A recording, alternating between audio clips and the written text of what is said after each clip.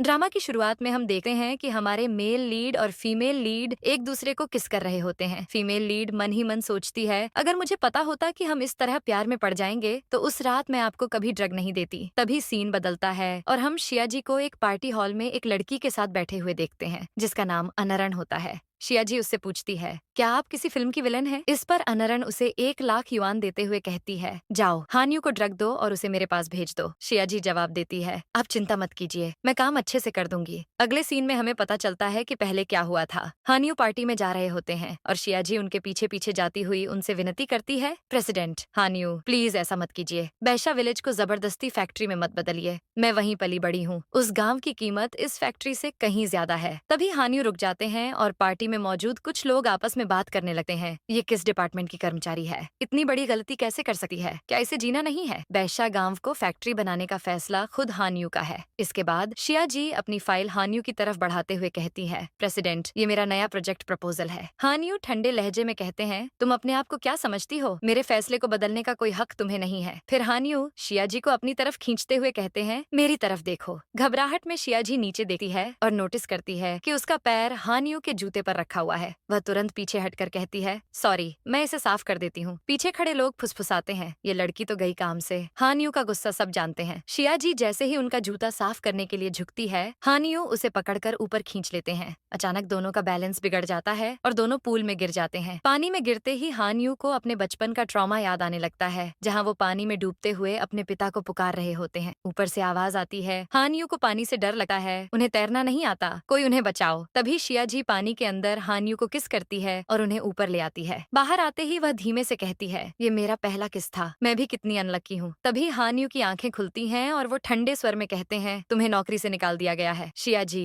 यह सुनकर शॉक हो जाती है। हानियू अपने गार्ड्स को आदेश देते हैं कि उसे बाहर निकाल दिया जाए। गार्ड्स जबरदस्ती शिया जी को बाहर ले जा रहे होते हैं तो वह विनती करती है, प्रेसिडेंट ऐसा मत कीजिए, मुझे काम करना है, मेरे पास 5 सोशल इंश्योरेंस और एक हाउसिंग फंड है। शिया जी के जाने के बाद हानियू सोचने लगते हैं, मुझे आखिर हुआ क्या था, मेरी धड़कनें इतनी तेज क्यों हो रही थीं? तभी उन्हें अपनी पुरानी यादें आने लगती हैं, जहाँ वो एक लड़की के साथ होते हैं। वो सोचते हैं कुछ तो है जो छुपा हुआ है और वही मेरी जिंदगी को गलत रास्ते पर ले जा रहा है। अगले सीन में हम वर्तमान में शिया जी को हाथ में ड्रिंक पकड़े देखते हैं। वह नाराज होकर कहती है, अगर हानियू नहीं होता तो आज मुझे ये खाना परोसने जैसा काम नहीं करना पड़ता।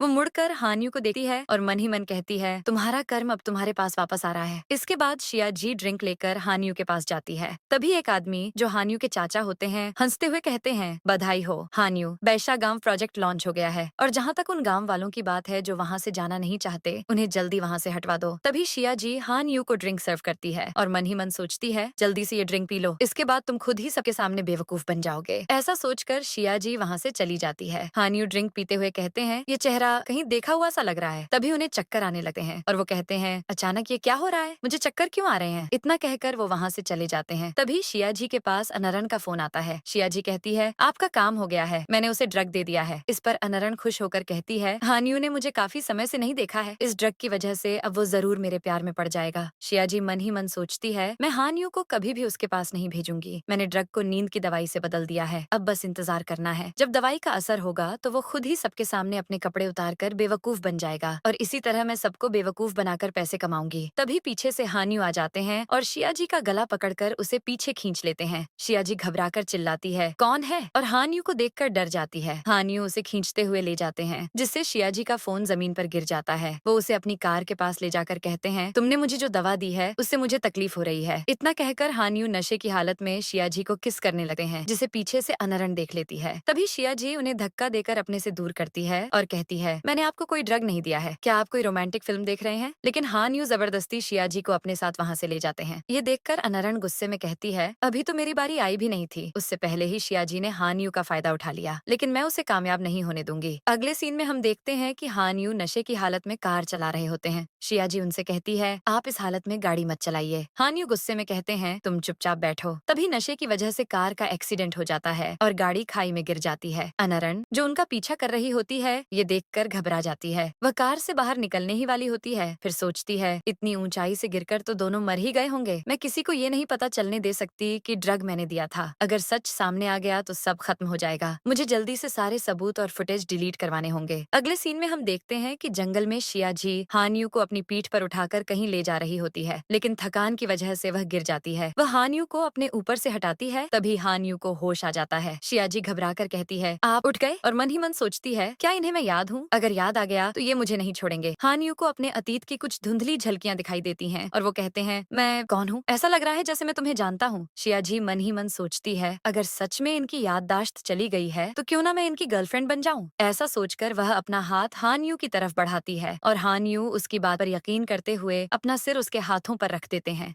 अगले सीन में हम देखते हैं कि शियाजी के पापा भागते हुए उसकी माँ के पास आते हैं और खुशी खुशी कहते हैं, शियाजी की माँ, पूरे 20 साल बाद हमारी बेटी एक आदमी के साथ घर वापस आई है। ये सुनकर शियाजी की माँ खुश हो जाती है और सारा काम छोड़कर जल्दी जल्दी घर की तरफ भागती है। इसके बाद हम देखते हैं कि हानियू शियाजी के घर में बैठे होते हैं। उन्हें देखकर शियाजी मन ही मन सोचती है, हानियू की याददाश्त चली गई है। भगवान ने मुझे मौका दिया है कि मैं इन्हें हान फैमिली तक वापस न जाने दूं और बैशा गांव को बर्बाद होने से बचा लूं। हानियू शियाजी से पूछते हैं, मैंने ये कपड़े क्यों पहने हैं? क्या मैंने कोई बिजनेस शुरू किया था और बर्बाद हो गया? फिर मैंने खाई से कूदकर सुसाइड करने की कोशिश की। शियाजी उन्हें समझाते हुए कहती है, ये सब बातें झूठ हैं, बस एक चीज सच है, मेरा प्यार तुम्हारे लिए। मैं तुम्हें कभी नहीं छोड़ूंगी, तुम भी मुझे कभी छोड़कर मत जाना। हानियू कहते हैं, ठीक है, मैं तुम्हारी सारी बातें मानूंगा। शियाजी उठकर जाने लगती है, तभी हानियू उसे खींचकर अपनी गोद में बैठा लेते हैं और मुस्कुराकर कहते हैं, चलो अब अपना नाम तो बताओ। उसी वक्त शियाजी की माँ कमरे में आ जाती है। शियाजी घबराकर तुरंत खड़ी हो जाती है। शियाजी की माँ हानियू को देखकर उन्हें अपना दामाद समझ लेती है और बहुत खुश हो जाती है। अगले सीन में शियाजी हानियू से कहती है कि वो जाकर नहा लें। हानियू शियाजी के सामने ही कपड़े उतारने लगते हैं।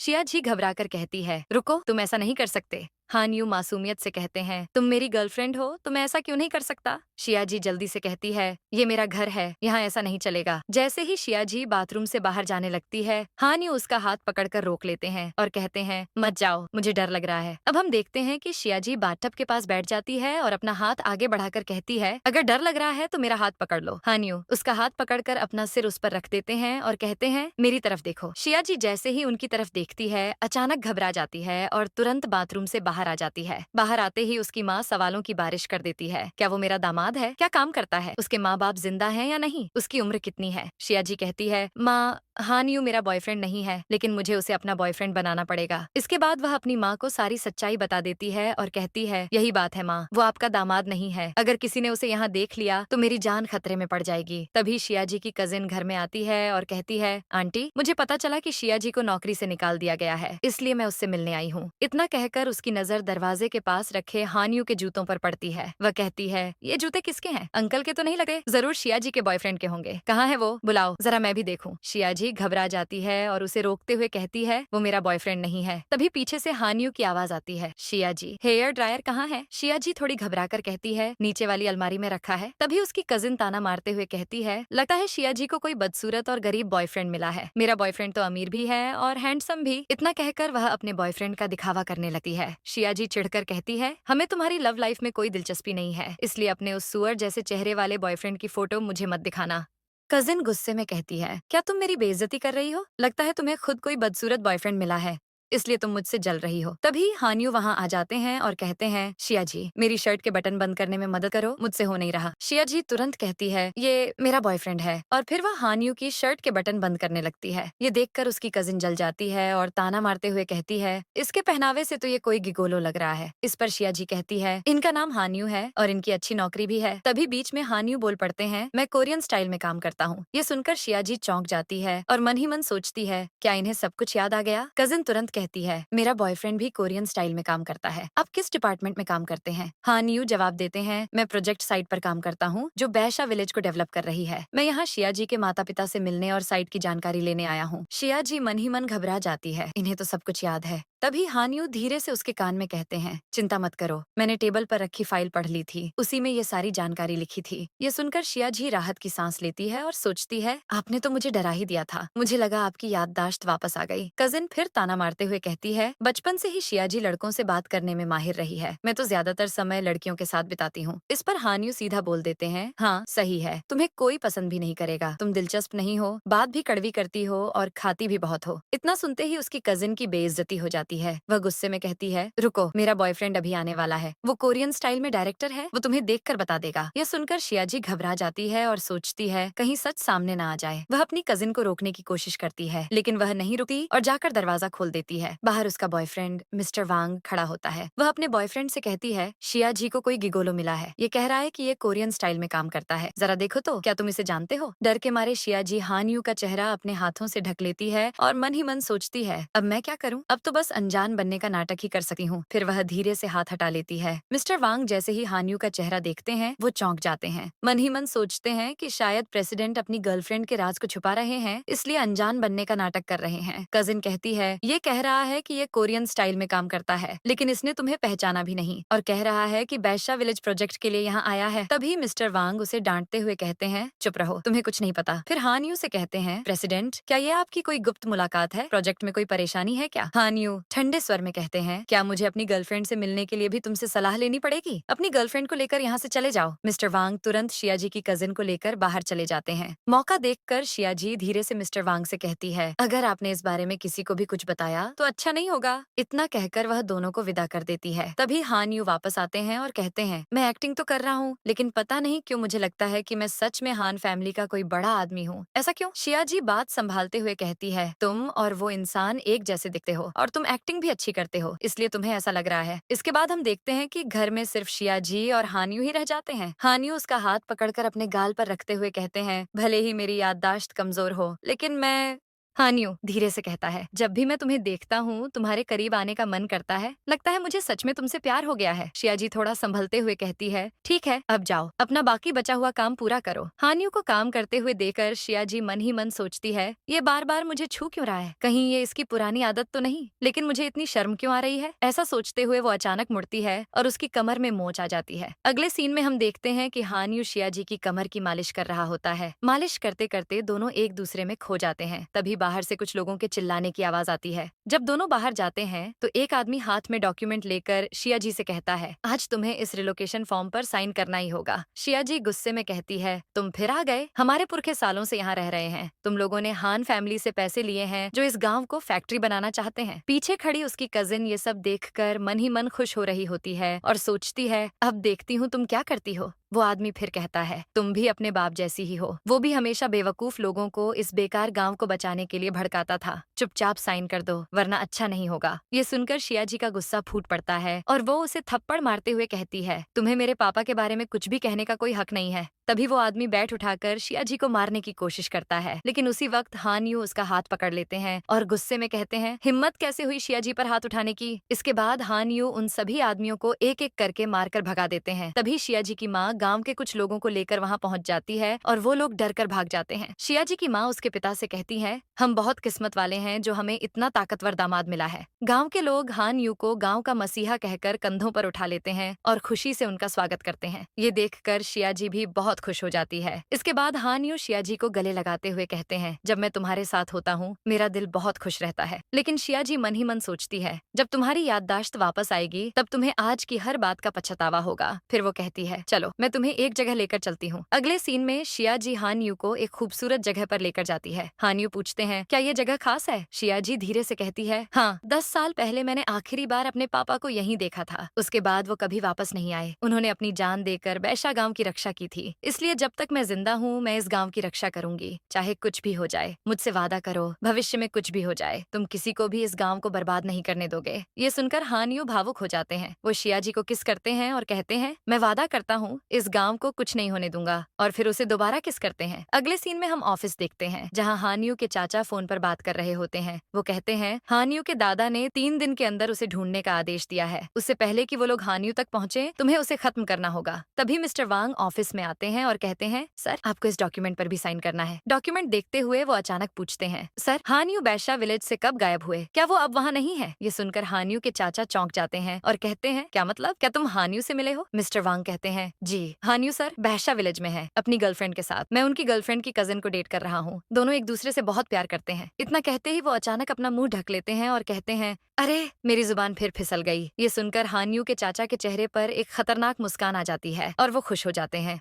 इसके बाद वो उसे जाने को कह देते हैं। फिर फोन पर किसी को हानियू और उसकी गर्लफ्रेंड का पता बताते हुए कहते हैं कि दोनों को खत्म कर दिया जाए। अब अगला सीन दिखता है जहाँ हानियू और शिया जी अपने परिवार के साथ डाइनिंग टेबल पर बैठे होते हैं। तभी हानियू पूछते हैं तुमने ऐसे कपड़े क्यों पहने हैं। शिया जी मुस्कुराकर कहती है ये सब तुम्हारे लिए ही है। तभी वहाँ बैठी एक औरत हंसते हुए कहती है आज हम इन दोनों को अलग कैसे रहने दें, क्यों ना ठीक से इनका परिचय हो जाए, चलो जल्दी करो। इसके बाद शिया जी और हानियू खड़े हो जाते हैं। शिया जी उनका परिचय कराते हुए कहती है आप इन्हें लिटिल फिश कह सकते हैं, ये मेरे बॉयफ्रेंड हैं। ये सुनकर सब लोग शोर मचाने लगते हैं और कहते हैं कि दोनों को किस करना चाहिए। सब चीयर करने लगते हैं। आखिरकार शिया जी शर्माते हुए हानियू को किस करती है और फिर झेप कर वहाँ से बाहर चली जाती है। घर से बाहर निकलते ही एक आदमी उससे पूछता है तुम ही हानियू की गर्लफ्रेंड हो। शिया जी को शक होता है और वो कहती है नहीं आपको गलतफहमी हुई है। इतना कहकर वो जाने लगती है। तभी वो आदमी उसके गले पर वार करके उसे बेहोश कर देता है। अगले सीन में एक आदमी फोन पर कह रहा होता है हमने हानियू के लिए संदेश छोड़ दिया है, इस बार वो आया तो जिंदा नहीं जाएगा। तभी शिया जी को होश आता है और वो मन ही मन सोचती है आखिर ये लोग यहाँ पहुँच ही गए।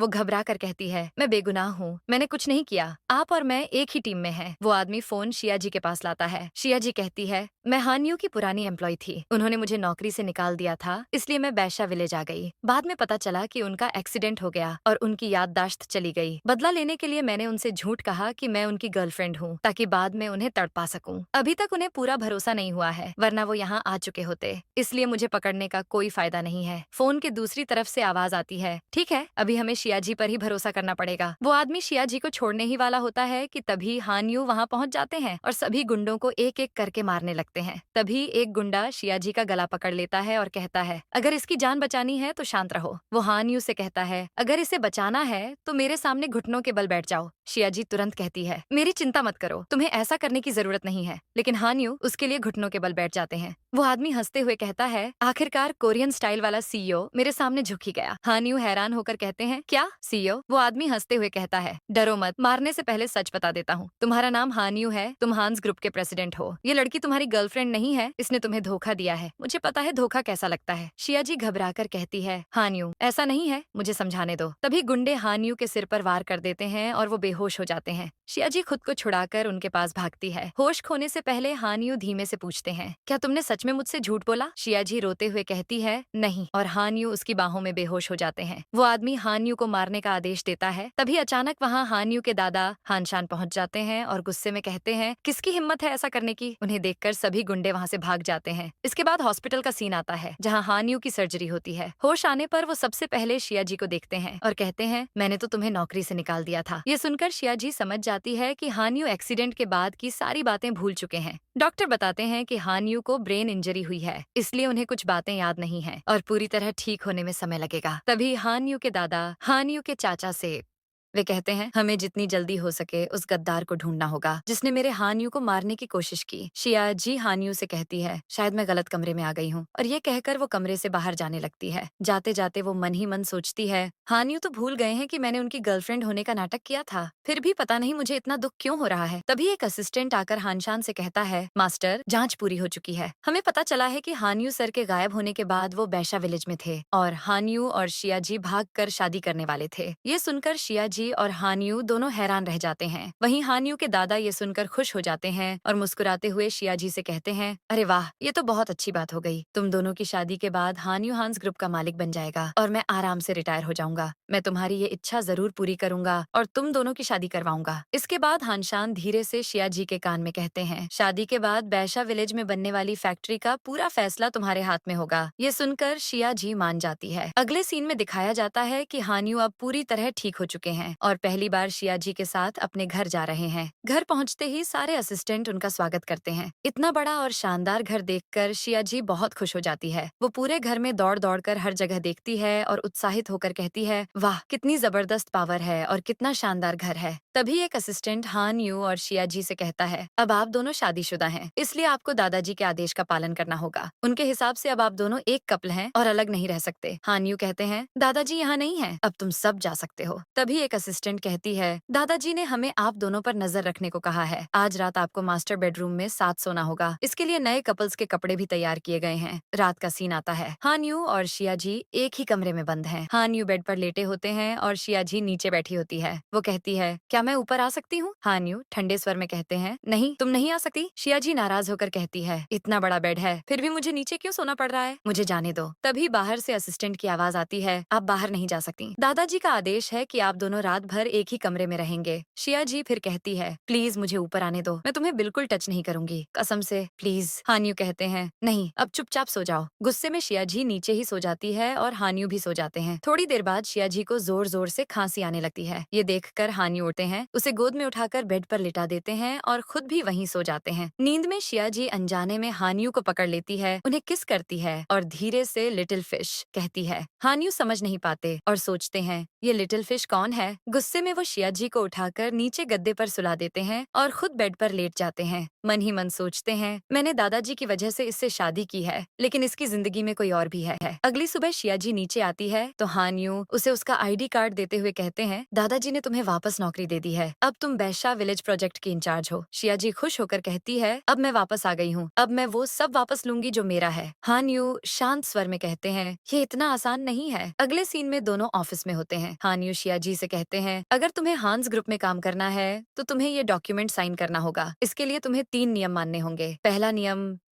नियम हमारे रिश्ते को सबसे छुपा कर रखना होगा। दूसरा नियम, इस प्रोजेक्ट के पूरा होने से पहले हम दोनों के बीच कोई भी इंटीमेट कनेक्शन नहीं होगा और हम एक दूसरे के ज्यादा करीब नहीं आएंगे। ये सुनकर शिया जी मन ही मन सोचती है, इन्हें तो पता ही नहीं कि हम पहले ही किस कर चुके हैं, इसलिए ये मुझे अपने से दूर रखना चाहते हैं। फिर वो कहती है, मैं कसम खाती हूँ कि इस प्रोजेक्ट के दौरान मैं तुम्हें छू भी नहीं करूंगी। हान यू आगे कहते हैं, और तीसरा नियम, तुम्हें मेरे साथ मिलकर दादाजी के सामने खुश रहने का दिखावा करना होगा और तुम किसी भी दूसरे लड़के से दूरी बनाकर रखोगी। इतना कहकर वो शिया जी को पेन देते हैं और शिया जी डॉक्यूमेंट पर साइन कर देती है। इसके बाद हान यू ऑफिस जाते हैं, जहाँ उनके चाचा उनका स्वागत करते हुए कहते हैं, मुझे खुशी है कि तुम वापस आ गए। कंपनी तुम्हें लौट आते हुए मुझे बहुत अच्छा लग रहा है। तुम्हारे गायब रहने के दौरान मैंने इस ग्रुप को अच्छे से संभाला। हान यू कहते हैं, मैं आपका आभारी हूँ कि आपने मेरी गैर मौजूदगी में सब कुछ अच्छे से संभाला। इतना कहकर वो वहाँ से चले जाते हैं। उनके जाते ही चाचा मन ही मन सोचते हैं, उस दिन मैंने तुम्हें नहीं मारा, वो तुम्हारी किस्मत थी, लेकिन अब मैं तुम्हें शादी करके इस ग्रुप का मालिक कभी नहीं बनने दूंगा। अगले सीन में शिया जी ऑफिस में एंटर करती है। वहाँ एक आदमी जिसका नाम हॉलैंड है उससे कहता है, तुम वापस कैसे आ सकती हो? तभी पीछे से कोई कहता है, अरे ये वही लड़की है जिसने प्रेसिडेंट को पानी में धक्का दिया था। हॉलैंड शिया जी से बहस करने लगता है और ताना मारते हुए कहता है, क्यों अब मुझसे गिड़गिड़ाकर मदद नहीं मांगोगी? शिया जी भी उसे जवाब दे देती है, जिससे हॉलैंड गुस्से में आ जाता है। तभी कंपनी का इंटर्न जियांग चुआन बीच में आकर कहता है, आप ऑफिस में ऐसा नहीं कर सकते, और वैसे भी ये सब आपने ही शुरू किया था। हॉलैंड भड़क जाता है और सिक्योरिटी से कहता है, इसे अभी के अभी ऑफिस से बाहर निकालो। तभी असिस्टेंट आन वहाँ आते हैं और कहते हैं, शिया जी अब इस टीम की नई टीम लीडर हैं। ये सुनकर सब लोग हैरान रह जाते हैं। फिर असिस्टेंट आन हॉलैंड से कहते हैं, क्या हुआ, अपनी टीम लीडर को विश नहीं करोगे? मजबूरी में हॉलैंड झुककर शिया जी को विश करता है। इसके बाद शिया जी जियांग चुआन की तारीफ करती है और हाथ मिलाते हुए कहती है, तुम बहुत साहसी हो। उसी दौरान असिस्टेंट आन दोनों को हाथ मिलाते देख चुपके से उनकी फोटो खींच लेते हैं। अगले सीन में शिया जी एक ऑफिस मीटिंग लेती हुई दिखती है। वो कहती है, मेरे पास बैशा विलेज को फैक्ट्री बनाने से भी बेहतर प्लान है। हॉलैंड तुरंत बोल पड़ता है, ये प्रोजेक्ट आपको हान यू सर ने दिया है और बैशा विलेज को रीडेवलप करने का प्लान भी उन्हीं का था। क्या आपको लगता है कि आप उनसे ज्यादा समझदार हैं? शिया जी शांत होकर कहती हैं, मैं वहीं पली बड़ी हूँ, मुझे उस गांव के बारे में सब पता है। मेरा प्लान है कि हम बैशा विलेज को एक रिसोर्ट में बदल दें। वो जगह बहुत खूबसूरत है। हॉलैंड हंसते हुए कहता है, उस घटिया गांव को रिसोर्ट बनाने के बारे में कोई कैसे सोच सकता है? आपका दिमाग खराब हो गया है। अगर हान यू सर को ये पता चला तो नुकसान हमें ही उठाना पड़ेगा। हमें इस मुसीबत में मत डालिए। तभी हान यू वहाँ आ जाते हैं और ठंडे स्वर में कहते हैं, कौन हो तुम? उन्हें देखकर सब चौंक जाते हैं। शिया जी भी सोचने लगती है, हान यू यहाँ क्यों आ गए? हान यू आगे कहते हैं, क्या तुम मेरे लिए फैसले लेना चाहते हो? डरते हुए हॉलैंड कहता है, न नहीं सर, मुझ में इतनी हिम्मत नहीं है। फिर हान यू शियाजी से कहते हैं, अपना प्लान बताओ। शियाजी कहती है, बैशा गांव बहुत खूबसूरत जगह है, वहाँ के लोग बहुत दयालु हैं और शरद ऋतु में वहाँ के पहाड़ सोने की तरह चमकते हैं। अगर वहाँ रिसोर्ट बनाया जाए तो कंपनी को भी काफी फायदा होगा। सभी लोग शियाजी की बात ध्यान से सुनने लगते हैं। सबको शियाजी का प्लान पसंद आता है। इसके बाद हान्यू कहते हैं, मुझे कल पूरे प्रोजेक्ट प्रपोजल को ध्यान से देखना होगा। इतना कहकर वो वहाँ से चले जाते हैं। जियांग चुआन भी शियाजी से कहता है, फ्यूचर में मैं आपसे और भी बहुत कुछ सीखना चाहूंगा। इसके बाद जब शियाजी घर जाने के लिए हान यू की कार में बैठती है तो हान यू अचानक उसका हाथ पकड़ लेते हैं और कहते हैं, तुमने हमारे एग्रीमेंट का तीसरा रूल तोड़ दिया है। तुम्हें उस जियांग चुआन से भी दूरी बनाकर रखनी होगी। शियाजी मुस्कुराकर कहती है, आज आपने मेरी मदद की है, आज रात मैं आपका यह एहसान चुका दूंगी। रात में शियाजी सारे सर्वेंट्स से कहती है कि लिविंग रूम की टेबल खाली कर दें। फिर वो लैपटॉप लेकर प्रोजेक्ट पर काम करने बैठ जाती है। तभी हान यू वहाँ आते हैं। शियाजी उन्हें देखकर कहती है, मैं आज तुम्हारे लिए बैशा विलेज का ऐसा प्लान तैयार करूंगी जिससे तुम पूरी तरह संतुष्ट हो जाओगे। इतना कहकर वो अपना हाथ आगे बढ़ाती है। हान यू अनजाने में अपना सिर उसके हाथ पर रख देते हैं। ये देखकर शियाजी हैरान रह जाती है। हान यू भी अचानक होश में आते हैं और उठकर सोफे पर बैठ जाते हैं। मन ही मन सोचते हैं, पता नहीं क्यों शियाजी के हाथ देखते ही मेरा मन करता है कि अपना सिर उस पर रख दूं। इसके बाद वो किताब पढ़ने लगते हैं। उधर शियाजी काम करते करते टेबल पर ही सो जाती है। हानियो उसे देखते हैं, फिर चुपचाप गोद में उठाकर बेडरूम में ले जाकर सुला देते हैं। अगली सुबह जब हानियो नाश्ता कर रहे होते हैं तब शियाजी आकर कहती है, आप तो बहुत डेडिकेटेड हैं, मुझे टेबल से उठाकर बेडरूम तक ले गए। तभी बाहर से आवाज आती है, हानियो, मैं अनरन हूँ, तुमसे मिलने आई हूँ। ये सुनकर शियाजी सोचती है, ये यहाँ कैसे आ गई? अनरन अंदर आती है और शियाजी को देखकर सोचती है,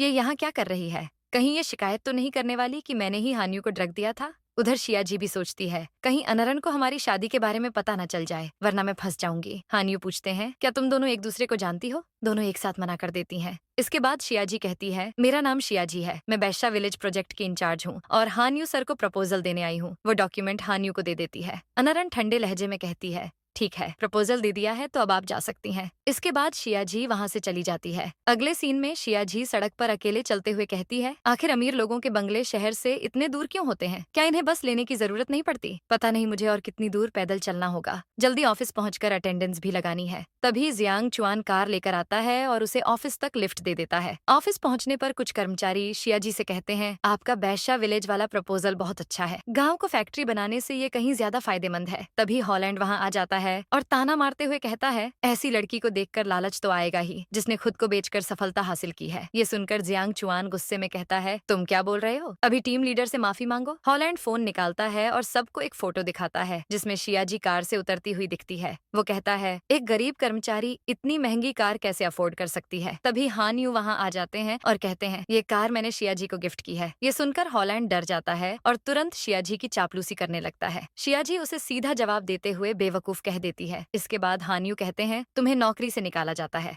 जो लोग लड़कियों के बारे में गलत अफवाह फैलाते हैं उनका यहाँ कोई काम नहीं है। फिर हान यू शियाजी और जियांग चुआन को अपने केबिन में बुलाते हैं और जियांग चुआन से कहते हैं, जियांग फैमिली का दूसरा बेटा यहाँ इंटर्न बनकर काम कर रहा है, तुम्हें ये थोड़ा अजीब नहीं लगता? जियांग चुआन मुस्कुराकर कहता है, इतनी होनहार टीम लीडर के साथ काम करने में मुझे कैसी शर्म। हान यू उसकी बात सुनकर चुपचाप उसे देखते रहते हैं।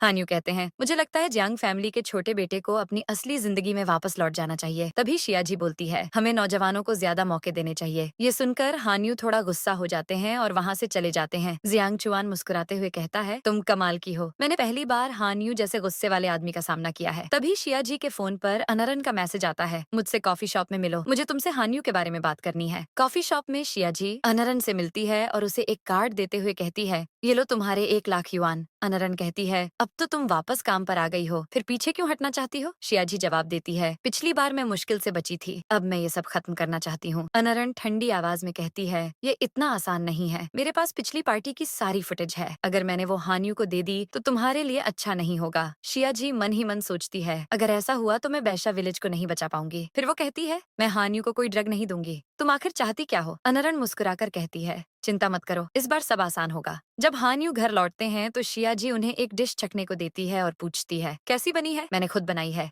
हानियो सोचते हैं कि शायद ये उनका गुस्सा कम करने के लिए है। वो खाना चखते हैं। फिर शियाजी पूछती है, तुम्हें कैसी लड़की पसंद है? हानियो जवाब देते हैं, जिसकी आंखें चमकती हों। अगले सीन में हानियो ऑफिस में बैठे होते हैं और अचानक असिस्टेंट आन से पूछते हैं, अगर कोई लड़की पूछे कि तुम्हें कैसी लड़की पसंद है तो उसका क्या मतलब होता है? असिस्टेंट आन मुस्कुराकर कहते हैं, शायद वो आपसे प्यार करती है। ये सुनकर हानियो हल्का सा मुस्कुरा देते हैं। तभी उन्हें शियाजी का मैसेज आता है, आज रात 8 बजे रेस्टोरेंट में मिलना है। मैसेज देखकर हानियो खुश हो जाते हैं और असिस्टेंट आन से कहते हैं कि रात की उनकी मीटिंग्स कैंसिल कर दी जाएं और जरूरी मीटिंग्स दिन में कर ली जाएं। फिर वो गुड बाय कहकर वहां से चले जाते हैं। अगले सीन में हानियो रेस्टोरेंट में शियाजी का इंतजार कर रहे होते हैं, लेकिन वहाँ अनरन आ जाती है। हानियो हैरान होकर कहते हैं, तुम यहाँ क्यों आई हो? अनरन मुस्कुराकर कहती है, आज तुम बहुत हैंडसम लग रहे हो। तुम्हें चमकती आंखें पसंद है ना? आज सिर्फ मेरी आंखें ही नहीं, पूरी मैं चमक रही हूँ। ये सुनकर हानियो नाराज होकर जाने लगते हैं, लेकिन अनरन उनका हाथ पकड़ लेती है और कहती है, कहाँ जा रहे हो? क्या तुम नहीं जानते कि मैं कई सालों से तुम्हें पसंद करती हूँ? हानियो सख्ती से कहते हैं, मेरी पहले से मंगेतर है। अगर तुम्हें अपनी इज्जत की परवाह है तो ये सब बंद करो। इतना कहकर वो वहाँ से चले जाते हैं। अनरन सोचती है, हानियो की मंगेतर कैसे हो सकती है? तभी उसे अंकल हान का फोन आता है। वो कहते हैं, क्या सच में तुम हानियो से शादी करना चाहती हो? अगर हाँ तो मेरा साथ दो। अगले सीन में शियाजी घर पर वाइन पी रही होती है और कहती है, क्या महंगी वाइन भी इतनी कड़वी होती है? इस कड़वी वाइन की तरह मेरे दिल में भी कड़वाहट भर गई है। तभी हानियो वहाँ आते हैं और सभी असिस्टेंट्स को जाने के लिए कह देते हैं। फिर शियाजी से कहते हैं, मुझे बाहर भेजकर तुम यहाँ अकेले बैठकर पी रही हो? अचानक शियाजी उनके करीब आकर उन्हें किस कर देती है। हानियो भी खुद को रोक नहीं पाते और दोनों भावनाओं में बह जाते हैं। अगली सुबह होश आने पर शियाजी कहती है, कल जो हुआ उसके लिए मुझे माफ कर दो। आगे से मैं सारे रूल्स फॉलो करूंगी। इतना कहने के बाद शियाजी के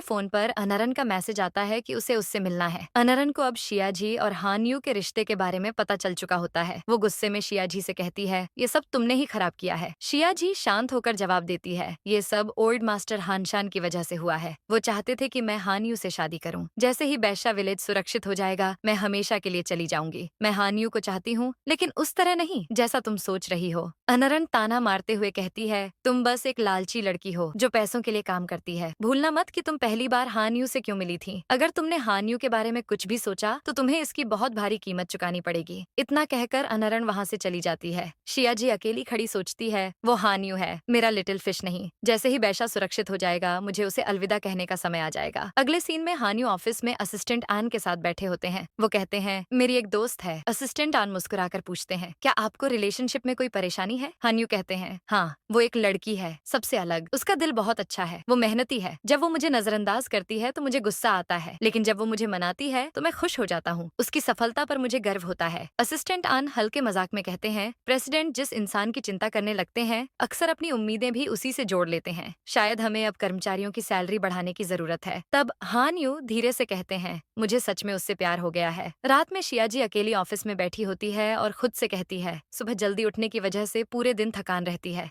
आज तो घर जाने में भी डर लग रहा है। तभी जियांग चुआन वहाँ आता है और पूछता है, शियाजी तुम अभी तक यहाँ क्यों हो? शियाजी कहती है, मेरा छोड़ो, तुम घर क्यों नहीं गए? जियांग चुआन जवाब देता है, आज टीम बिल्डिंग का प्लान है, वहीं जा रहा हूँ। शियाजी सोचती है, मैं ये कैसे भूल गई। फिर जल्दी से कहती है, चलो जल्दी चलते हैं। ये सब हानियो अपने केबिन के बाहर से देख रहे होते हैं और उन्हें ये देखकर गुस्सा आ जाता है। अब टीम बिल्डिंग का सीन आता है, जहाँ सभी असिस्टेंट्स के साथ शियाजी, जियांग चुआन और हानियो भी डाइनिंग टेबल पर बैठे होते हैं। शियाजी मन ही मन सोचती है, ये यहाँ क्या कर रहे हैं? हानियो कहते हैं, मेरी चिंता मत करो, आप सब आराम से खाना खाइए। तभी एक असिस्टेंट कहता है, आज प्रेसिडेंट हानियो भी हमारे साथ हैं। इसका मतलब उन्हें बैशा विलेज का प्रपोजल बहुत पसंद आया है। एक महिला असिस्टेंट हंसते हुए कहती है, अगर ऐसा है तो हमें प्रमोशन मिलना चाहिए।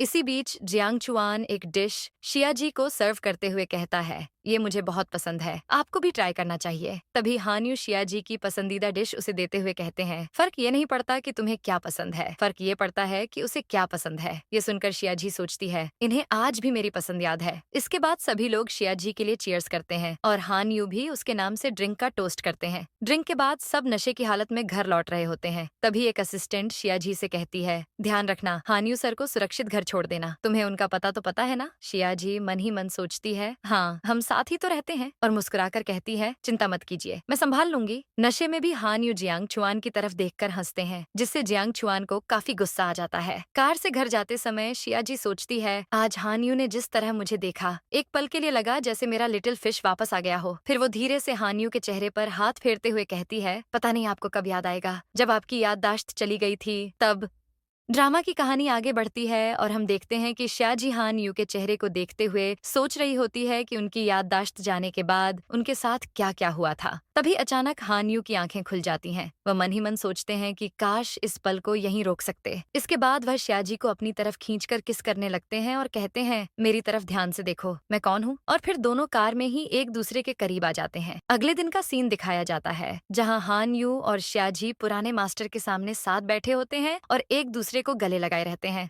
शाजी थोड़ा शर्माते हुए कहती है, क्या हमें ऐसे करीब बैठना जरूरी है? मुझे बहुत शर्म आ रही है। और तुम मेरा हाथ क्यों नहीं छोड़ते? हान यू ठीक है कहकर उसका हाथ छोड़ देते हैं, लेकिन अगले ही पल उसकी कमर पकड़कर उसे अपनी तरफ खींच लेते हैं। ये देखकर हान यू के दादाजी बहुत खुश हो जाते हैं और कहते हैं, तुम्हारे मम्मी पापा के बीच भी ऐसा ही प्यारा रिश्ता था। आज वो स्वर्ग से तुम्हें देखकर जरूर खुश हो रहे होंगे। ये सुनकर हान यू को अपने बचपन की यादें आने लगती हैं। वह अपने पिता से कहते दिखते हैं, डैड मुझे डर नहीं लगा, मुझे समुद्र में तैरना है, मैं अच्छा तैराक हूँ। उनके पिता मुस्कुराते हुए उन्हें गोद में उठा लेते हैं। फिर अचानक सीन बदलता है और एक नाव को पानी में डूबते हुए दिखाया जाता है। छोटा हान यू रोते हुए अपने माँ बाप को पुकार रहा होता है। इसके बाद हम देखते हैं कि हान यू अपने दादाजी के साथ खड़े रो रहे हैं। तभी एक नौकर आकर बताता है कि इस हादसे में उनके माँ बाप नहीं बच पाए। ये सुनकर हान यू टूट जाते हैं और उनके दादाजी उन्हें गले लगाकर संभालते हैं। फिर सीन वापस वर्तमान में आता है। शाजी हान यू से कहती है, अपने अतीत की उस घटना के लिए खुद को दोष मत दो और खुद को इतनी तकलीफ मत दो। दादाजी भावुक होकर कहते हैं, तुम दोनों के बीच इतना प्यार देखकर मेरी आंखें भर आई हैं। मैं कल ही सबके सामने तुम्हारी शादी की घोषणा करूंगा। इसके बाद हम देखते हैं कि हान यू और शाजी एक साथ पार्टी हॉल में एंट्री करते हैं। शाजी धीरे से पूछती है, क्या तुम्हें सच में लगता है कि ये एंगेजमेंट की अनाउंसमेंट सही है? उधर हान यू के चाचा अनरान से कहते हैं, अगर तुमने अब कुछ नहीं किया तो हान यू को हमेशा के लिए खो दोगी। अनरान गुस्से में कहती है, ये लड़की अब भी हान यू को परेशान करने की हिम्मत कैसे कर रही है? तभी असिस्टेंट आकर हान यू को काम के बारे में कुछ बताता है। हान यू शाजी से कहते हैं, मैं अभी आता हूँ। जैसे ही हान यू वहाँ से जाते हैं, अनरान शाजी के पास आती है और ताना मारते हुए कहती है, ऐसी पार्टियों में तुम्हारे जैसे लालची और घटिया लोग ही आते हैं। पीछे खड़ी एक और औरत कहती है, ये तो कंपनी की एक मामूली कर्मचारी है, यहाँ कैसे आ गई? अनरान फिर धमकी देती है, अगर तुमने दोबारा हान यू के करीब आने की कोशिश की तो मैं तुम्हें अच्छा सबक सिखाऊंगी। शाजी गुस्से में कहती है, भाड़ में जाओ, और वहाँ से जाने लगती है। तभी अनरान पैर अड़ाकर उसे गिराने की कोशिश करती है, लेकिन उसी समय हान यू आ जाते हैं और शाजी को गिरने से बचा लेते हैं। वह कहते हैं, सॉरी, आने में थोड़ी देर हो गई। फिर अनरान की तरफ देखकर सख्त आवाज में कहते हैं, अगली बार अगर तुमने मेरी मंगेतर को परेशान करने की कोशिश भी की तो उसके लिए तुम खुद जिम्मेदार होगी। अनरान हैरान होकर कहती है, हमारा प्यार तो बचपन से है, तुम शाजी के लिए मुझ पर गुस्सा कैसे हो सकते हो? इसके बाद शाजी पूछती है, हान यू तुम कहाँ गए थे? वह जवाब देते हैं, कुछ नहीं, बस छोटा सा काम था। फिर प्रोग्राम शुरू होता है। हान यू शाजी से पूछते हैं, क्या मैं तुम्हें स्टेज डांस के लिए इनवाइट कर सकता हूँ? दोनों स्टेज पर जाते हैं। शाजी घबराकर कहती है, मुझे क्या करना होगा, मुझे तो डांस भी नहीं आता। हान यू मुस्कुराकर कहते हैं, बस अपने जूते उतारो, मेरे पैरों पर खड़ी हो जाओ और मेरी तरफ देखते रहो। शाजी ऐसा ही करती है और हान यू उसे संभालते हुए डांस करने लगते हैं। पूरा हॉल तालियों से गूंज उठता है। उधर अनरान गुस्से में कहती है, अब तुमने मुझे सबूत दिखाने पर मजबूर कर दिया है। तभी हान यू के दादाजी स्टेज पर आते हैं और कहते हैं, आप सभी का इस पार्टी में स्वागत है। आज मैं आप सबको 2 खुशखबरियां देने वाला हूँ।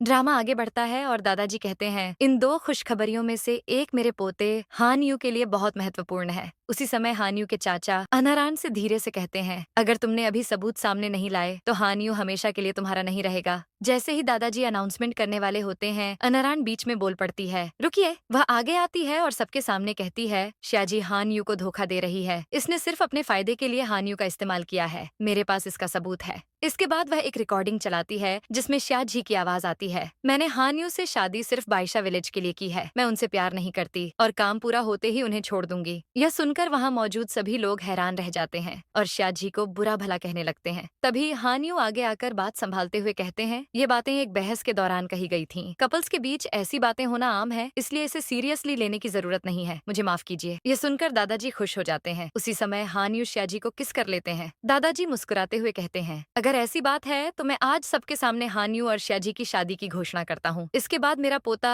आधिकारिक तौर पर हंस ग्रुप का मालिक होगा। रात का सीन आता है। हान यू और शाजी बेडरूम में होते हैं। हान यू गंभीर होकर पूछते हैं, क्या तुम उस रिकॉर्डिंग के बारे में कुछ नहीं बताओ? क्या सच में बाइशा विलेज बचाने के बाद तुम मुझे छोड़ दोगी? शाजी उन्हें एक फाइल दिखाती है जिसमें उनकी शादी और नौकरी से जुड़े 3 नियम लिखे होते हैं। हान यू गुस्से में वह फाइल फाड़कर फेंक देते हैं और कहते हैं, अगर तुम हान यू को नहीं जानती तो उस लिटिल फिश का क्या? यह सुनकर शाजी चौंक जाती है। तब हान यू बताते हैं कि उन्हें सब सच पता चल चुका है। उन्हें असिस्टेंट अन के साथ हुई बातचीत याद आती है, जहाँ असिस्टेंट बताता है कि लिटिल फिश नाम बाइशा विलेज में इस्तेमाल होता था। जब हान हान्यू और श्याजी साथ थे। हादसे के बाद हान्यू सब भूल गए थे, लेकिन गांव वालों ने बताया कि श्याजी उन्हें इसी नाम से बुलाती थी और दोनों के बीच गहरा प्यार था। ये सुनकर श्याजी हैरान हो जाती है और पूछती है, क्या आपको बायशा विलेज की सारी बातें याद आ गई हैं? हान्यू उसे अपनी तरफ खींचकर बेड पर लिटा देते हैं। उसे गले लगाते हुए कहते हैं, मुझे कभी मत भूलना, और फिर उसे प्यार से किस करने लगते हैं। अगले दिन हान्यू कहते हैं, आज तुम मेरे साथ ऑफिस चलोगी, और उसे अपने साथ ऑफिस ले जाते हैं। जब दोनों कार से उतरते हैं तो ऑफिस के सभी लोग उन्हें देखने के लिए इकट्ठा हो जाते हैं। श्याजी को देखकर सब हैरान होकर कहते हैं, ये तो एक मामूली कर्मचारी है, ये हान्यू की पत्नी कैसे हो सकती है? ये सुनकर श्याजी घबरा जाती है और वहाँ से भाग जाती है। अंदर आने के बाद हान्यू उससे कहते हैं, अब तुम्हें इन सब चीजों की आदत डालनी होगी। इसके बाद श्याजी ऑफिस में असिस्टेंट्स के साथ बात कर रही होती है। एक असिस्टेंट कहती है, काश मुझे भी हान्यू जैसा पति मिले। तभी जियांगचुआन मजाक में कहता है, श्याजी क्या मेरा कोई चांस नहीं है? मैं भी हैंडसम और अमीर हूँ। श्याजी मुस्कुराकर कहती है, नहीं, मैं सिर्फ हान्यू से प्यार करती हूँ। तभी एक असिस्टेंट घबराकर उसके पास आता है और धीरे से कहता है, हान्यू सर कहीं दिखाई नहीं दे रहे। ये सुनकर श्याजी चौंक जाती है। अब सीन बदलता है। हान्यू ऑफिस के पूल के किनारे खड़े होते हैं और उन्हें फिर से अपने अतीत की यादें आने लगती हैं, जहां वह अपने माँ बाप के साथ पानी में डूब रहे थे। तभी उनके चाचा वहां आ जाते हैं। हान्यू कहते हैं, आपने कहा था कि आप मेरे अतीत के बारे में जानते हैं, बताइए उस दिन क्या हुआ था? उनके चाचा ठंडी आवाज में कहते हैं, तुम्हें अपने माँ बाप के साथ ही मर जाना चाहिए था। मेरी सारी मेहनत बेकार हो गई। हान्यू हैरान होकर कहते हैं, क्या मतलब? यानी मेरे माँ बाप को आपने ही मारा था? लगता है आज भी आप चाहते हैं कि मैं यहाँ मर जाऊं, लेकिन ऐसा कभी नहीं होगा। चाचा मुस्कुराते हुए कहते हैं, अफसोस। हान्यू के चाचा ठंडी आवाज में कहते हैं, ये अब तुम्हारे हाथ में नहीं है, लड़की को यहाँ ले आओ। तभी एक आदमी श्याजी को बंदी बनाकर वहाँ ले आता है। उसे इस हालत में देखकर हान्यू हैरान रह जाते हैं। श्याजी घबराकर कहती है, तुम लोग फिर से ऐसा नहीं कर सकते। चाचा हंसते हुए कहते हैं, तुम ही हान्यू की सबसे बड़ी कमजोरी हो। बायशा विलेज में ये तुम्हारे लिए मरने को तैयार था, देखते हैं आज भी ऐसा करता है या नहीं। अगर आज तुम इस पानी में कूद गए तो मैं इस लड़की को सही सलामत जाने दूंगा। श्याजी तुरंत चिल्लाती है, नहीं हान्यू, तुम ऐसा कुछ नहीं करोगे। हान्यू पानी की तरफ देखते हैं। अचानक उनके बचपन की सारी डरावनी यादें वापस आने लगती हैं। उन्हें चक्कर आने लगता है और वो नीचे बैठ जाते हैं। ये देखकर चाचा कहते हैं, अगर तुम नहीं कर सकते तो ठीक है। इतना कहकर वह बैट से श्याजी के सिर पर वार कर देते हैं। श्याजी बेहोश होकर सीधे पानी में गिर जाती है। जैसे ही श्याजी पानी में गिरती है, हान्यू को सब कुछ याद आने लगता है। बायशा विलेज में बिताया हुआ हर पल, याददाश्त खोने के बाद के दिन, और कैसे हर मुश्किल में श्याजी ने उनका साथ दिया था। ये याद आते ही हान्यू तुरंत खड़े होते हैं और बिना डरे पूल में कूद जाते हैं। यह देखकर चाचा अपने लोगों से कहते हैं, हम कह देंगे कि दोनों की लड़ाई हुई थी और ये दोनों पूल में डूबकर मर गए। चलो यहाँ से निकलते हैं। लेकिन तभी हान्यू श्याजी को पानी से बाहर निकाल लाते हैं और उसे होश में लाने की कोशिश करते हैं। ये देखकर चाचा गुस्से में अपने आदमियों से कहते हैं, यहाँ कोई भी जिंदा नहीं बचना चाहिए, दोनों को खत्म कर दो। एक आदमी पीछे से हान्यू पर हमला करने ही वाला होता है कि तभी श्याजी को होश आ जाता है और वह हान्यू को बचा लेती है। उसी समय ओल्ड मास्टर हान शान वहाँ पहुँच जाते हैं और सिक्योरिटी को आदेश देते हैं कि चाचा और उनके सभी आदमियों को पकड़ लिया जाए। चाचा हैरानी से कहते हैं, ये कैसे हो सकता है? तुम यहाँ कैसे आ गए? तुम्हें तो अस्पताल में होना चाहिए था। हानशान गुस्से में कहते हैं, मुझे तभी तुम पर शक हो गया था जब हान्यू ने बताया कि उस पर काले सूट वाले आदमी ने हमला किया था। मैंने कभी नहीं सोचा था कि तुम अपने ही भाई और भाभी की हत्या कर सकते हो। चाचा गुस्से में कहते हैं, तुमने हमेशा अपने बेटों के साथ पक्षपात किया है। इसके बाद हान्यू सिक्योरिटी से कहते हैं, इस आदमी को यहाँ से ले जाओ। तभी श्याजी उठकर खड़ी होती है और हल्की मुस्कान के साथ कहती है, हान्यू तुमने मुझे बचा लिया, तुम्हारा पानी का डर भी खत्म हो गया। हान्यू मन ही मन सोचते हैं कि इतनी खराब हालत में भी ये मेरी ही चिंता कर रही है। वह धीरे से कहते हैं, मुझे माफ करना, मैं पानी में कूदने में देर कर गया, तुम्हें जल्दी नहीं बचा पाया। श्याजी मुस्कुराकर कहती है, तुम ठीक हो, बस यही मेरे लिए काफी है। इतना कहकर वह हान्यू की बाहों में ही बेहोश हो जाती है। कुछ दिनों बाद का सीन आता है। हान्यू और श्याजी एक खुली जगह पर साथ चल रहे होते हैं। श्याजी कहती है, हान्यू अब काफी समय हो गया है, मैं पूरी तरह ठीक हूँ, मेरी इतनी चिंता मत किया करो। हान्यू हल्के से मुस्कुराकर कहते हैं, सावधानी रखना हमेशा जरूरी होता है। श्याजी चारों तरफ देखकर पूछती है, ये कौन सी जगह है? तुम मुझे यहाँ क्यों लाए हो? हान्यू जवाब देते हैं, अपनी जिंदगी के दो सबसे जरूरी लोगों से मिलाने। यह कहकर वह उसे अपने माँ बाप की कब्र के पास ले जाते हैं। हान्यू धीरे से कहते हैं, माँ पापा हमने बहुत कुछ सहा है, मुझे अभी सब कुछ याद नहीं आया, लेकिन इतना जानता हूँ कि मैं आप दोनों से बहुत प्यार करता हूँ। श्याजी उन्हें देखती है और मन ही मन सोचती है, जब तुम्हें पता चलेगा कि ये सब कहाँ से शुरू हुआ था तब क्या होगा? ये धोखे से मिली खुशी आखिर कब तक हमारे साथ रहेगी? ये सोचते हुए वह कब्र पर फूल चढ़ाती है और उनसे माफी मांगती है। तभी हान्यू अपनी जेब से एक रिंग बॉक्स निकालते हैं और मुस्कुराते हुए सोचते हैं, ये उस इंसान के लिए है जिससे मैं जिंदगी भर प्यार करना चाहता हूँ। इसके बाद हमें ऑफिस का सीन देखने को मिलता है, जहाँ कुछ असिस्टेंट्स जियांग चुआन से कहते हैं कि हान यू के प्रपोजल के लिए शियाजी को वही लेकर जाए। जियांग चुआन तुरंत कहता है, हान यू तो मेरे प्यार का दुश्मन है, मैं भला क्यों जाऊं। तभी एक फीमेल असिस्टेंट हंसते हुए कहती है, आपका और शियाजी का बॉन्ड अच्छा है, इसलिए ये काम आपको ही करना होगा। आखिरकार सब उसे मना लेते हैं। जियांग चुआन शियाजी के पास जाकर कहता है, शियाजी आप अभी अभी ठीक हुई हैं, इसी खुशी में हम सब बाहर डिनर के लिए जा रहे हैं, आप चलेंगी। शियाजी हल्की मुस्कान के साथ कहती है, अगर आप लोगों ने प्लान बनाया है तो मुझे कोई परेशानी नहीं है। ये सुनकर सब खुश हो जाते हैं और उसे अपने साथ ले जाते हैं। कुछ देर बाद जियांग चुआन उसे एक बालकनी में लेकर जाता है और कहता है, अभी सारे कमरे साफ हो रहे हैं, आप यहीं थोड़ा इंतजार कीजिए, मैं आपको कॉल करूंगा, कहीं मत जाइए। इतना कहकर वह चला जाता है। तभी अनरण वहाँ आ जाती है। उसे देखकर शियाजी चौंक जाती है। अनरण कहती है, शायद तुम्हें पता नहीं, लेकिन आज रात हान्यू तुम्हें प्रपोज करने वाला है। फिर वह एक वीडियो फुटेज दिखाती है जिसमें शियाजी हान्यू के ड्रिंक में कुछ मिलाती हुई दिखाई देती है। अनरण मुस्कुराते हुए कहती है, सोचो अगर ये वीडियो हान्यू और मीडिया के सामने आ गया तो क्या होगा, सबको लगेगा कि तुमने ड्रग देकर हान्यू को हासिल किया है। शियाजी घबराकर कहती है,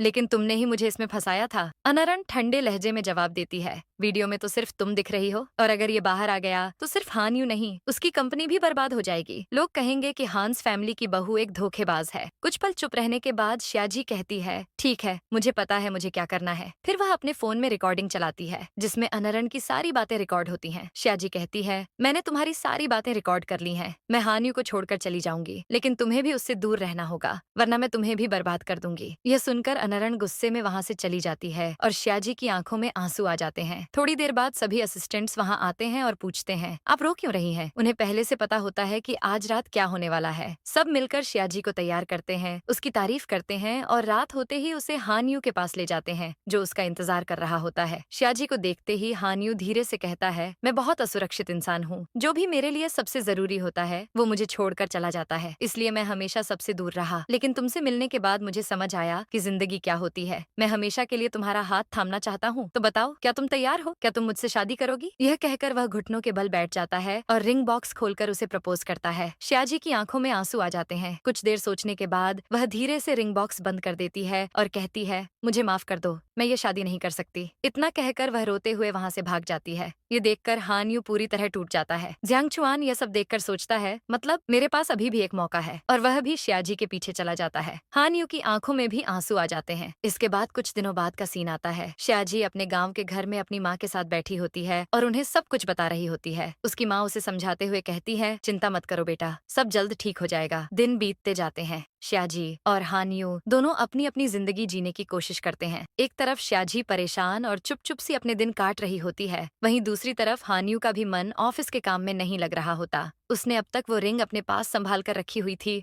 देखते हैं कि हान्यू अकेले बैठकर ड्रिंक कर रहे होते हैं और मन ही मन सोच रहे होते हैं, शियाजी तुम कहाँ हो? मुझे तुम्हारी बहुत याद आ रही है। अगले दिन शियाजी की माँ घबराई हुई दौड़ते हुए उसके पास आती हैं और कहती हैं, शियाजी हान्यू बहुत बड़ी मुसीबत में है, तुम्हें इसके बारे में पता नहीं है क्या? शियाजी तुरंत टीवी ऑन करती है। न्यूज में दिखाया जा रहा होता है कि हान्यू एक क्रूज से अचानक गायब हो गए हैं। खबर ये थी कि वो समुद्र में गिर गए हैं। ये देखकर शियाजी डर जाती है और तुरंत वहाँ से निकलने लगती है। तभी उसकी माँ कहती है, अब ये मत कहना कि तुम उसे ढूंढने जा रही हो। शियाजी कहती है, पर मेरे पास और कोई रास्ता भी तो नहीं है। उसकी माँ समझाते हुए कहती है, वो समुद्र में गिर गया है, तुम उसे कैसे ढूंढोगी? लेकिन शियाजी नहीं मानती और दरवाजे की तरफ बढ़ती है। जैसे ही वो दरवाजा खोलती है, वो अचानक शॉक हो जाती है। उसे अपनी आंखों पर यकीन ही नहीं होता। वो कहती है, शायद मैंने गलत देख लिया। वो दोबारा दरवाजा खोलती है और देखती है कि हान्यू माली के कपड़ों में हाथ में फावड़ा लिए घर के सामने खड़े हैं। ये देखकर शियाजी और उसकी माँ दोनों हैरान रह जाते हैं। इसके बाद हम देखते हैं कि हान्यू, शियाजी और उसकी माँ घर के अंदर बैठे हैं। शियाजी पूछती है, तुम्हारा नाम क्या है? हान्यू जवाब देते हैं, मेरा नाम लिटिल फिंगर है। शियाजी फिर पूछती है, तुम करते क्या हो? हान्यू कहते हैं, मैं पहले बिजनेसमैन था, लेकिन बिजनेस में फेल हो गया। मैंने खाई से कूदकर अपनी जान देने की कोशिश की थी, लेकिन तुमने मेरी जान बचा ली। चिंता मत करो, मैं तुम्हें कभी छोड़कर नहीं जाऊंगा। शियाजी की माँ कहती हैं, शायद इसे फिर से याददाश्त जाने की समस्या हो गई है। शियाजी भी कहती है, मुझे भी ऐसा ही लग रहा है। तभी हान्यू कहते हैं, क्या मैं पहले नहा सकता हूँ? शियाजी मना करने ही वाली होती है, लेकिन उसकी माँ तुरंत कहती है, हाँ बेटा, क्यों नहीं, जाओ कपड़े बदल लो। इसके बाद हम देखते हैं कि शियाजी घर के बाहर अकेली बैठी बर्फ गिरते हुए देख रही होती है। तभी हान्यू वहाँ आते हैं, उसका हाथ पकड़ लेते हैं और पूछते हैं, हान्यू कौन है? फिर वो शियाजी का हाथ अपने गाल पर रखकर कहते हैं, मैं लिटिल फिश हूँ। वो शियाजी को किस करने ही वाले होते हैं, लेकिन शियाजी उन्हें रोक देती है और कहती है, नहीं तुम ऐसा नहीं कर सकते। हानियो हैरानी से पूछते हैं, क्यों? हम इससे भी ज्यादा कर चुके हैं। शियाजी चौंक जाती है, क्या? इसका मतलब तुम याददाश्त जाने का नाटक कर रहे हो? हानियो कहते हैं, नहीं ऐसा नहीं है। तुम क्या कह रही हो? याद नहीं? तुमने ही गाँव वालों के सामने डिनर के समय मुझे किस किया था। शियाजी कहती है, अगर तुम्हें ये याद है तो उसके बाद क्या हुआ ये भी याद है? हानियो सिर पकड़ते हुए कहते हैं, नहीं मुझे कुछ याद नहीं। जब भी याद करने की कोशिश करता हूँ सिर दर्द करने लगता है। बस इतना याद है कि मैं किसी वजह से समुद्र किनारे गया था और वहाँ से बहुत दूर चलकर बैशा गाँव आ गया। शियाजी नरमी से कहती है, ठीक है, अगर याद नहीं आ रहा तो जोर मत डालो, बहुत ठंड है, चलो अंदर चलते हैं। तभी हानियो के फोन पर कॉल आता है। वो शियाजी से कहते हैं, तुम जाओ मैं आता हूँ। हानियो कॉल उठाकर कहते हैं, मैंने कहा था ना जब तक मैं खुद कॉल न करूँ मुझसे संपर्क मत करना। सामने से आदमी कहता है, आपके जाने के बाद कंपनी में बहुत बदलाव हो गए हैं। ओल्ड मास्टर बार बार पूछ रहे हैं कि आप कहाँ हैं, मैं उन्हें क्या बताऊं? हानियो ठंडे स्वर में कहते हैं, उन्हें कह दो अगर उन्हें अपनी पोती चाहिए तो मुझे परेशान न करें, मैं उसे लेकर ही वापस आऊंगा। तभी शियाजी अंदर से हानियो को बुलाती है और वो अंदर चले जाते हैं। शियाजी खाना बनाते हुए सोचती है, हानियो के बिना कंपनी को बहुत नुकसान हो रहा होगा, मैं उन्हें अपने पास रखकर उनकी कंपनी को बर्बाद नहीं होने दे सकती। तभी हानियो वहाँ आते हैं और शियाजी उनसे कहती है, तुम क्या खाना चाहोगे? आज मैं तुम्हारे लिए अपने हाथों से खाना बनाऊंगी। इसके बाद शियाजी किचन में खाना बनाने लगती है। तभी वो एक दवाई का डिब्बा निकालती है और मन ही मन कहती है, ये आखिरी बार है जब मैं हानियो के साथ ऐसा कर रही हूँ, ये सब उसी की भलाई के लिए है। एक बार खाना खाकर वो सो जाएगा तो मैं उसे वापस उसके घर भेज दूंगी। वो जैसे ही खाने में दवाई मिलाने वाली होती है तभी हानियो वहाँ आ जाता है और उसका हाथ पकड़ लेता है। वो पूछता है, ये क्या है? क्या तुम फिर से मुझे ड्रग देने वाली हो? इतना कहकर वो शियाजी को उठाकर बेडरूम में ले जाता है और बेड पर लिटा देता है। शियाजी हैरान होकर पूछती है, तुम हानियो के बारे में जानते हो? हानियो कहता है, हाँ वही तो मैं हूँ। पिछली बार तुमने अनरान की वजह से मुझे ड्रग दिया था, लेकिन इस बार? शियाजी उसे धक्का देकर उठ बैठती है और गुस्से में कहती है, तो तुमने मुझसे झूठ बोला, याददाश्त जाने का नाटक किया? हानियो मुस्कुराते हुए कहता है, हाँ लेकिन झूठ बोलने का हक सिर्फ तुम्हें ही तो नहीं है ना, मेरा झूठ तो फिर भी छोटा सा था। शियाजी की आंखों में आंसू आ जाते हैं। वो कहती है, हाँ मैं गलत थी, मुझे माफ कर दो। हानियो गंभीर होकर कहता है, अनरान ने तुम्हें धमकी दी और तुम भाग गई? कोई ऐसा करता है क्या? क्या तुम्हें मुझ पर जरा भी भरोसा नहीं था? मुझे फर्क नहीं पड़ता, चाहे मेरी कंपनी दिवालिया ही क्यों ना हो जाए। ये सुनते ही शियाजी रोने लगती है। हानियो उसके आंसू पोंछता है और कहता है, मैं तुम्हें पसंद करता हूँ, इसलिए नहीं कि तुमने धोखा दिया, बल्कि इसलिए कि तुमने हर मुश्किल में मेरा साथ दिया। चाहे कुछ भी हो जाए मैं तुम्हारे साथ रहना चाहता हूँ। शियाजी उसे गले लगा लेती है और कहती है, मैं भी तुम्हें बहुत पसंद करती हूँ और तुम्हारे साथ रहना चाहती हूँ। इसके बाद हमें हानियो और शियाजी की एंगेजमेंट का सीन देखने को मिलता है, जहाँ दोनों अपने अपने परिवार वालों के सामने सगाई कर रहे होते हैं। हानियो उसी रिंग के साथ शियाजी को प्रपोज करता है और शियाजी खुशी खुशी उसका प्रपोजल स्वीकार कर लेती है। सब लोग तालियां बजाकर उनकी एंगेजमेंट को सेलिब्रेट करते हैं। इस मौके पर शियाजी की कजिन भी वहाँ मौजूद होती है, जो शियाजी और हानियो को देखकर अंदर ही अंदर जल रही होती है। इस तरह दोनों की हैप्पी एंडिंग हो जाती है। ड्रामा का अंत हानियो और शियाजी के आखिरी शब्दों से होता है। शियाजी कहती है, मुझे तुमसे पहले ही प्यार हो गया था, जितना तुम सोचते हो उससे कहीं ज्यादा, लेकिन क्योंकि मैंने तुम्हें धोखा दिया, मुझे डर था कि कहीं तुम मुझसे नफरत न करने लगो, और मुझे ये डर भी था कि कहीं तुम मुझसे प्यार न कर बैठो। तुम्हारे इस भरोसे और प्यार के लिए धन्यवाद। वहीं हानियो कहता है, तुम सोचती हो कि तुमने मुझे धोखा दिया, लेकिन असल में मैंने खुद को धोखा दिया था। जब मैं तुमसे पहली बार मिला तब मैं डर गया था, जबकि वो तो पहली नजर का प्यार था। और आज जब देखता हूँ कि हम साथ साथ यहाँ तक आ गए हैं तो मुझे सच में बहुत खुशी होती है।